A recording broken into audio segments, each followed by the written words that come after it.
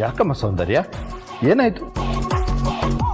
ಭಾವ, ಅವಳನ್ನ ಈ ಮನೆಯಲ್ಲಿ ಯಾರಾದ್ರೂ ಹೇಳೋರಿದಾರ ಕೇಳೋರಿದಾರ?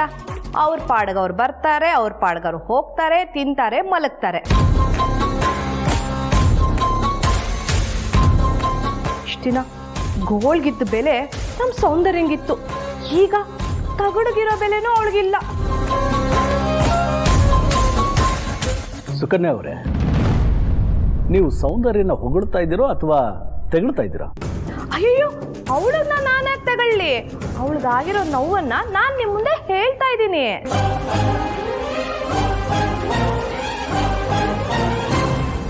ಚಿನ್ನದ ಬೆಲೆ ಯಾವಾಗ್ಲೂ ಏರ್ತಾ ಇರಬೇಕು, ಅವಾಗ್ಲೇ ಅದ್ರ ವ್ಯಾಲ್ಯೂ ಗೊತ್ತಾಗೋದು.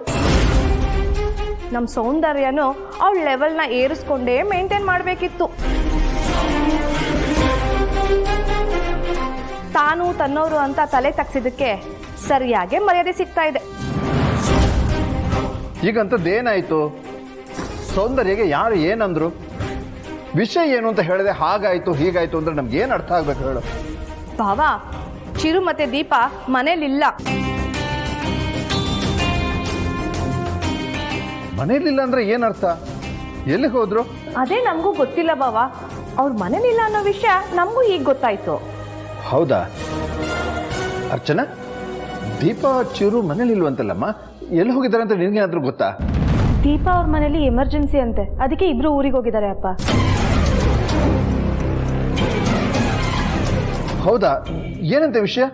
ಗೊತ್ತಿಲ್ಲ ಅಪ್ಪ, ಆದ್ರೆ ಈ ಟೈಮಲ್ಲಿ ನಾನಲ್ಲಿ ಇರ್ಲೇಬೇಕು ಅಂತ ದೀಪನ್ ಕರ್ಕೊಂಡು ರಾತ್ರಿನೇ ಹೊರಟ.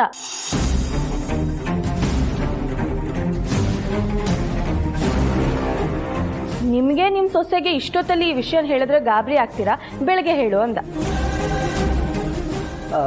ಇನ್ನೇನು ವಿಷಯ ಗೊತ್ತಾಯ್ತಲ್ಲ, ಏನು ಪ್ರಾಬ್ಲಮ್ ಇಲ್ವಲ್ಲ? ಹೌದಲ್ವಾ? ನೋಡಮ್ಮ ಸೌಂದರ್ಯ, ಅವರಿಬ್ರು ಎಲ್ಲಿ ಹೋಗ್ತಿದ್ದಾರೆ ಅಂತ ನಮ್ಗೆ ಹೇಳೋಕೆ ಅರ್ಚನಾಗೆ ಹೇಳಿದ್ರಂತಲ್ಲ. ಏನೋಪ್ಪ, ಮೊದ್ಲಾಗಿದ್ರೆ ಅದಕ್ಕೆ ನಾನು ಅಲ್ಲಿ ಹೋಗ್ತಿದ್ದೀನಿ ಇಲ್ಲಿ ಹೋಗ್ತಿದ್ದೀನಿ, ಏನಾದ್ರು ತಂದ್ಕೊಡ್ಲಾ ಏನಾದ್ರು ಮಾಡ್ಲಾ ಅಂತ ಎಲ್ಲದಕ್ಕೂ ಸೌಂದರ್ಯನ ಪರ್ಮಿಷನ್ ತಗೋತಿದ್ದ.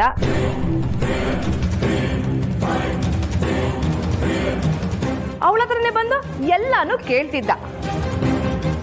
ಈಗ ಅವಳ ರೂಮ್ ಬಾಗ್ಲು ನೋಡಿ ಅದೆಷ್ಟು ದಿನ ಆಯ್ತೋ ಏನೋ.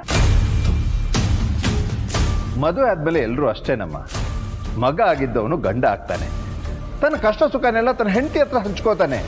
ಅದಕ್ಕೆ ನಾವು ಬೇರೆ ಅರ್ಥ ಕಲ್ಪಿಸ್ಕೋಬಾರ್ದು, ಪಾಸಿಟಿವ್ ಆಗಿ ತಗೋಬೇಕು.